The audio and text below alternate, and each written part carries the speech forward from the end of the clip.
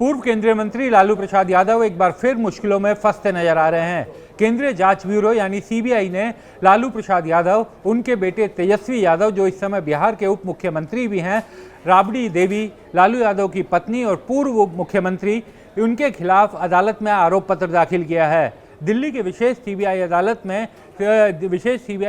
में जांच एजेंसी ने चार्जशीट दाखिल की है। सीबीआई इस मामले में पहले भी चार्जशीट कर चुकी है, लेकिन उसका यह कहना है कि इस मामले में मोडस ऑपरेंडी बिल्कुल अलग था, इसलिए अलग से ये चार्जशीट दाखिल की गई है। पहले से इस मामले में 12 जुलाई की तारीख लगी हुई थी, तो उम्मीद ये की जा रही है कि इस मामले में 12 जुलाई को सुनवाई हो सकती है, क्योंकि सीबीआई की तरफ से आज उनके विशेष अधिवक्ता डीपी सिंह ने कोर्ट को यह भी बताया कि इस मामले में सैंक्शन लेने की प्रक्रिया भी चल रही है। हालांकि सैंक्शन अभी उसका इंतजार किया जा रहा है। सीबीआई ने जब ये मामला दर्ज किया था, इस मामले में एफआईआर दर्ज हुई थी पिछले साल मई में, और सीबीआई ने जब ये एफआईआर दर्ज की थी उसमें यह आरोप लगाया था कि लालू यादव जिस समय रेल मंत्री रहे थे यूपीए के कार्यकाल के दौरान, 2004 से 2009 के दौरान जब वो रेल मंत्री थे, खास तौर से 2008 से 9 के बीच में अनेक लोगों को रेलवे के ग्रुप डी की नौकरी दी गई। इन लोगों को जब नौकरी दी गई, ना तो कोई पब्लिक नोटिस निकाला गया, ना ही कोई विज्ञापन उसके लिए निकाला गया, ऐसा जांच एजेंसी का आरोप है। ये कहा गया कि जिन लोगों को उस समय नौकरी पर रखा गया, उनमें से कईयों के मामले सामने आए जिसमें उन लोगों ने अपने परिवार की ज़मीन या तो बेहद कम दामों पर या फिर गिफ्ट में राबड़ी देवी और उनकी बेटियों के नाम कर दी थी। जांच एजेंसी का आरोप है कि लोगों की ज़मीन लेकर उन्हें नौकरी दी गई थी, और ये ज़मीन या तो बेहद कम दामों पर ली गई थी या फिर बतौर गिफ्ट दिखाई गई थी। सीबीआई का सीधा यह आरोप है कि जिस समय रेल मंत्री थे लालू प्रसाद यादव, उन्होंने अपने प्रभाव का इस्तेमाल करते हुए अपने परिवार के बाकी लोगों के नाम पर ये ज़मीनें ली, और जिसमें ये सभी लोग शामिल थे, इसी कारण इन्हें भी आरोपी बनाया गया है। और ये चार्जशीट जो दाखिल की है सीबीआई ने, इसमें यह भी कहा गया है कि कोई पब्लिक नोटिस या विज्ञापन इसके लिए नहीं निकाला गया था, और जिन लोगों को नौकरी दी गई उन्हें मुंबई, जबलपुर, कोलकाता, जयपुर और हाजीपुर जैसे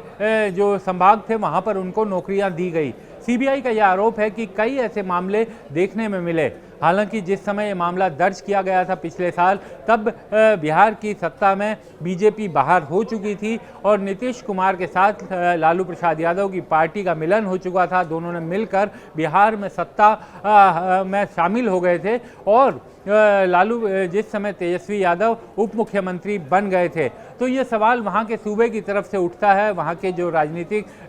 दल हैं, विरोधी आरजेडी और तमाम जो नेता हैं उसके, उनका ये कहना है कि राजनीतिक विद्वेष के कारण ये पूरी एफआईआर की गई थी, और इस एफआईआर के कारण, इस एफआईआर में जिस तरीके के आरोप लगाए गए हैं वो पूरी तरीके से बेबुनियाद हैं। हालांकि आरजेडी के नेताओं का कुछ भी कहना हो, लेकिन ये बात है कि अब चार्जशीट दाखिल हो गई है, तो जब भी कोर्ट इस पर संज्ञान लेगा तो तमाम जो लोग नेता हैं, लालू प्रसाद यादव, राबड़ी देवी, उनके तेजस्वी यादव और परिवार के बाकी लोग जिनको इस मामले में आरोपी बनाया गया है, उन्हें कोर्ट में दोबारा से आना पड़ेगा, अदालती प्रक्रिया का सामना करना पड़ेगा और ट्रायल से गुजरना पड़ेगा। अदालत में जो सीबीआई ने अपनी चार्जशीट दाखिल की है उसमें पूरे परिवार पर गंभीर आरोप लगाए हैं, और इस समय क्योंकि आप याद कीजिए कि विपक्षी एकता की जो बड़ी मुहिम शुरू की गई है उसमें कहा जा रहा है कि नीतीश कुमार भले ही आगे हैं, लालू उसके सूत्रधारों में से एक हैं, तो एक विपक्ष की जो मुहिम चल रही है, विपक्ष का यह आरोप है कि उसी के कारण इस तरीके की गतिविधियां तेज हो गई हैं।